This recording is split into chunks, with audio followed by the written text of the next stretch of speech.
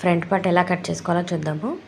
Hands cut చేసుకున్న తర్వాత hands cut చేసిన సైడ్కి షోల్డర్ వచ్చేలాగా మార్క్ చేసుకుంటే క్లాత్ మనకి కలిసి వస్తుందండి.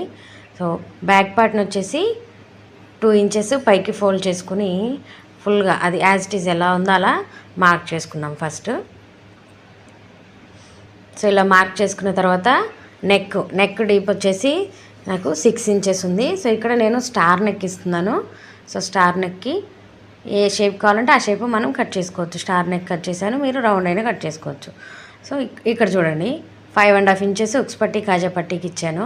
అక్కడ నుంచి 3 ఇంచెస్కి మార్క్ చేసుకున్న తర్వాత చూడండి నేను ఒక 1 ఇంచ్ కిందికి మార్క్ చేశాను. అది ఎందుకు అంటే ఎక్కువ హెవీ చెస్ట్ ఉన్న వాళ్ళకి అలా 1 ఇంచ్ కిందికి మార్క్ చేసుకున్నాం అనుకోండి, రౌండ్ షేప్ అనేది పర్ఫెక్ట్గా వస్తుంది అనమాట. అలానే చంక దగ్గర 1/2 ఇంచ్ లోపలికి లోతు కట్ చేసుకుని యాజ్ ఇట్ ఈజ్